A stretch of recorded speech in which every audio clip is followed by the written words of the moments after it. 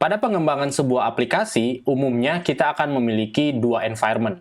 Ya, misalnya environment development dan environment production. Saat kita menggunakan environment development, artinya kita akan terhubung dengan database development misalnya. Tapi saat aplikasi sudah selesai di-develop dan akan kita deploy ke production, maka aplikasi akan terhubung dengan environment production, misalnya database production. Seperti itu. Nah, bagaimana hal ini kita manage dengan Spring Boot aplikasi? Oke, nah di Spring Boot aplikasi kita bisa lakukan hal ini dengan multi profile ya. Misalnya dengan memecah konfigurasi untuk development environment dan untuk production environment di dalam file application properties yang terpisah. Kemudian nantinya saat kita akan develop, kita akan menggunakan yang default yaitu development, dan saat akan kita deploy ke production, saat kita akan package aplikasi kita, maka kita set supaya aplikasi kita menggunakan yang environment production. Oke, nah bagaimana itu kita lakukan di Spring Boot? Mari kita lihat video kita berikut ini. Ya, jangan lupa untuk subscribe dan klik pada lonceng supaya selalu mendapatkan update informasi dari kelas coding. Ya, baik. Nah, untuk contoh kita, saya akan menggunakan project Spring Boot saya yang di video saya tentang apa ya? Tentang transaction management ya. Nah, kalau teman-teman juga ingin tahu video tentang transaction management, silakan dilihat dulu video saya sebelumnya. Dan saya kasih linknya di bagian bawah ya, di deskripsi.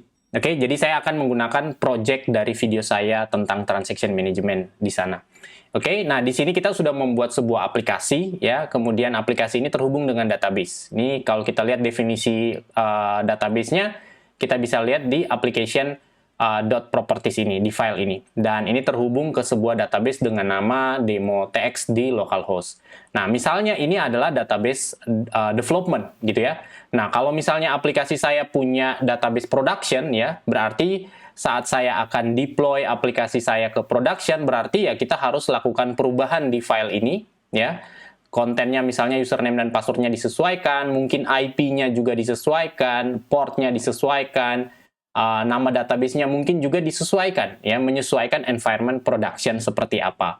Oke, jadi kita edit seperti itu. Nah, itu kalau misalnya kita tidak melakukan setting multi profile ya, jadi cuma single profile seperti ini. Nah, tapi bagaimana kalau kita punya multi profile? Jadi saya akan punya lebih dari satu application properties ya, untuk development dan untuk production. Kemudian nanti tinggal kita setting mana yang menjadi default environment-nya. Misalnya development, ya itu adalah default-nya. Artinya selama kita melakukan proses development, file itu yang akan di-load. Oke, kemudian nanti saat kita mau packaging, ya tinggal kita sebutkan aja yang akan kita gunakan di production itu adalah file environment atau file konfigurasi application properties yang production. Oke, nah itu yang akan kita lakukan. Nah, seperti yang tadi saya sudah katakan, kita akan memiliki lebih dari satu file application properties. Jadi ini saya copy aja, kemudian saya paste di sini. Oke, dan yang ini saya edit, misalnya namanya kita ganti ya. Jadi saya rename menjadi application.dev. Oke, application.dev. Kemudian satu lagi adalah application.production atau prod gitu ya. Ini saya copy. Kemudian misalnya di sini saya copy paste lagi di sini. Ini saya coba rename. Ini adalah prod gitu ya. Jadi ini seolah-olah adalah konfigurasi untuk production. Ya, karena aplikasi kita ini kebetulan running juga di localhost. Jadi ya konfigurasinya relatif sama mungkin ya. Cuman mungkin saya akan bedain aja mungkin nama database-nya kali ya. Jadi saya udah prepare sebuah database-nya. Nah, ini dia. Jadi kalau yang development, nih, yang development dia akan terhubung ke demo.txt ya. Kemudian kalau yang production dia akan terhubung ke demo.txt prod ya, seperti itu. Dan demo.txt prod kebetulan ini belum ada datanya ya, masih kosong dan bahkan belum ada tabelnya. Saya baru buat. Oke. Jadi untuk production saya ganti nama database-nya adalah prod. Oke, ini cuma simulasi aja ya. Realnya misalnya itu harusnya mungkin saja bahkan servernya berbeda ya untuk database production dan database development. Oke. Nah, jadi untuk membedakannya, untuk sementara kita pakai aja nama database-nya berbeda. Oke, kalau production itu ke demo TX prod, kalau development itu ke demo TX aja. Oke, seperti itu. Oke, bedanya cuma di situ ya, teman-teman, perhatikan. Oke, nah kemudian di bagian file application properties-nya ini sendiri, di sini saya nggak perlu lakukan konfigurasi ini aja. Saya cuma perlu kasih informasi profile yang aktif nanti apa, gitu ya. Jadi spring.profiles.active itu kita kasih informasi nanti di sini yang aktif itu apa. Jadi activated misalnya properties. Saya kasih parameter lah di sini ya istilahnya. Jadi saya akan punya nanti parameter yang akan kita injek ke sini, ya, akan kita substitute ke sini. Jadi tergantung di sini nanti bisa saja berisi prod, ya, atau dev. Kalau saya tulis di sini dev, maka nanti aplikasi ini saat saya running, yang akan dia load itu adalah application dev properties. Kalau di sini saya isi prod, maka yang akan dia loading adalah application prod properties. Seperti itu ya. Nah, tapi sekali lagi di sini kita buat dia semacam variable gitu ya. Activated properties. Oke, kurang lebih seperti itu. Activated properties. Oke, kemudian ini jangan lupa ya, propertinya adalah spring.profiles.active. Oke, dan selanjutnya kita tinggal config di POM XML untuk mengatur profilingnya ya. Untuk profilingnya tadi ada dua. Jadi di sini saya buat aja profiles. Oke, seperti ini. Kemudian di sini ada profile yang pertama dan ada profile yang kedua. Ya, sebenarnya kita bisa saja punya lebih dari dua ya, mau 3, mau 4. Misalnya mungkin di tempat teman-teman ada dev, ada staging, ada production, atau ada testing, ya terserah. Kita bisa buat sesuai dengan kebutuhan. Nah, misalnya di sini saya punya 2 aja. Kemudian di sini profile yang pertama saya beri nama dev, ID-nya. Kemudian properties-nya, misalnya yang pertama adalah activated properties-nya tadi, kita beri nama activated properties yang ini. Oke, ini saya beri nama dev. Oke, nah nanti dia akan ngelihat value ini ya, activated properties ini. Kemudian ada activation. Nah, ini kita jadikan yang default ya. Active by default true. Oke, jadi kalau misalnya kita nggak set up profilnya yang mana gitu yang harus kita load, maka by default ini yang akan dia eksekusi. Oke, yang ini yang akan dia eksekusi. Kemudian yang berikutnya adalah profile untuk production ya. Ini saya ganti ID-nya prod aja. Ya, seperti ini. Kemudian untuk properties-nya di sini kita pakai yang activated properties adalah prod. Oke. Nah, ini bedanya ya. Nanti saat kita pilih prod, maka yang akan dia aktifkan itu adalah yang activated properties-nya adalah prod. Oke. Jadi namanya activated properties. Yang ini tadi yang kita set di sini ya, yang ini. Oke, akan disubstitute ke sana. Oke.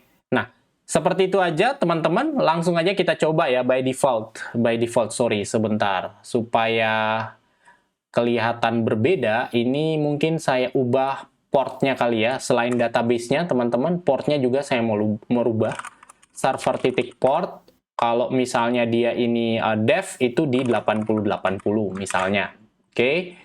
Sedangkan kalau dia ini production. Kalau production 8080 maksud saya.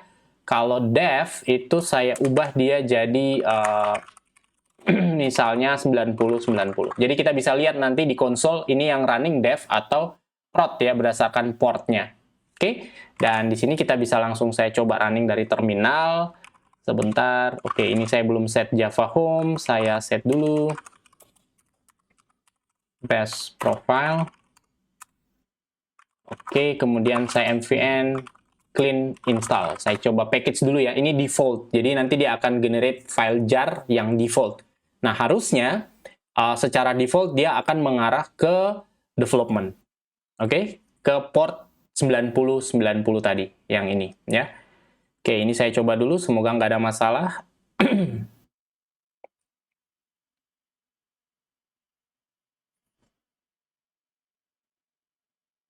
Oke. Oke, kita tunggu beberapa saat. Dan harusnya sih nggak ada masalah ya, dia berhasil di builds lah. Tapi sekali lagi ini development ya. Saya coba running aja langsung deh, terus kita lihat dia running di port mana. MVN, sorry. Di sini saya ketik MVN Spring Boot .2 run. Jadi ini adalah fase development. Harusnya dia running yang default yaitu environment development. Oke, saya coba run. Saya coba run. Dan kita tunggu beberapa saat. Harusnya nanti akan kelihatan apa namanya port di mana aplikasi kita ini jalan. Nah, teman-teman bisa lihat di sini.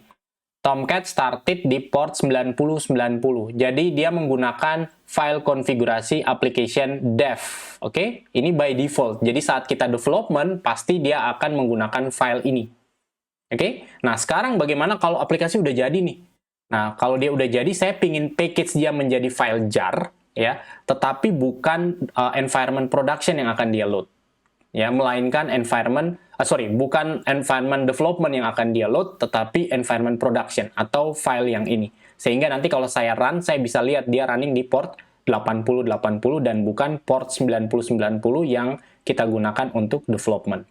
Gitu ya. Oke, ini saya stop. Kemudian kita coba ya build dia menjadi production ya, jar production gitu, tapi yang mengarah ke environment production juga.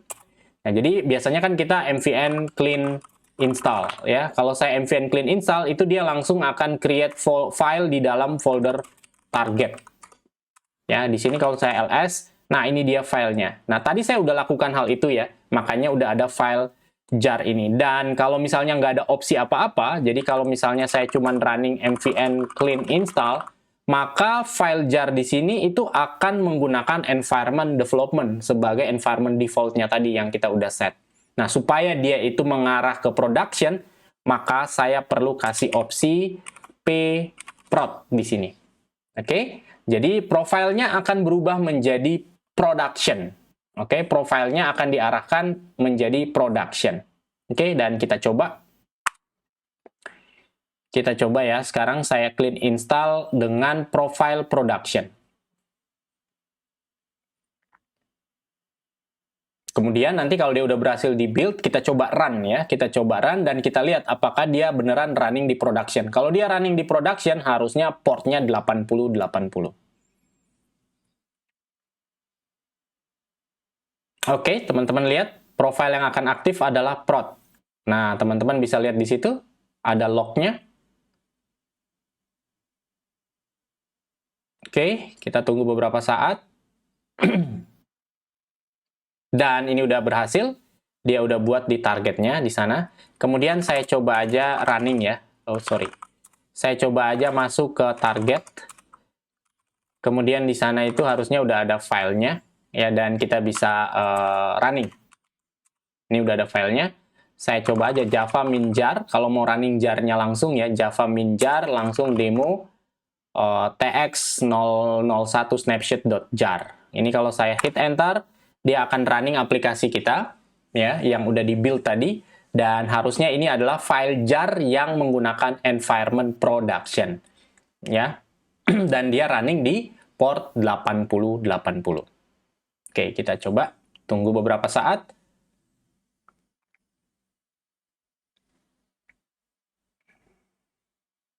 Oke, dan teman-teman lihat di sini, ya, dia sekarang running di port 8080 dan ini mengkonfirmasi bahwa benar aplikasi kita saat ini sudah di-build menjadi file jar production, ya, yang menggunakan profile application production tentunya, yang mengarah ke database demo txprod. Nah, harusnya ini sekarang kalau saya lihat database-nya yang tadinya belum ada tabel, ya, itu akan ke-generate tabelnya, ya, di demo txprod ini ya. Saya coba klik. Nah, teman-teman lihat nih, sekarang udah ada tabelnya tapi nggak ada datanya ya, karena baru dia generate gitu ya. Nah, ini masih kosong. Oke, Nah, kira-kira seperti itu teman-teman kalau misalnya kita ingin membangun sebuah aplikasi berbasis Spring Boot dan kita memiliki lebih dari satu environment. Ya, misalnya di dalam contoh kita kali ini, saya punya dua environment, development dan production. Selama fase development, saya secara default akan menggunakan application dev, ya application development properties atau environment. Kemudian saat saya sudah selesai dan saat saya build, saya bisa arahkan output hasil build-nya tadi atau file jar-nya tadi menggunakan profile production ya atau menggunakan environment production. Oke, kira-kira seperti itu teman-teman pada video kita kali ini. Semoga video ini bermanfaat dan seperti biasa kalau teman-teman merasa ini bermanfaat jangan lupa untuk subscribe kalau belum subscribe dan juga di like dan di share ke teman-teman lain yang mungkin saja membutuhkan video atau konten-konten seperti ini. Oke, sampai ketemu lagi di video kita yang akan datang. Terima kasih.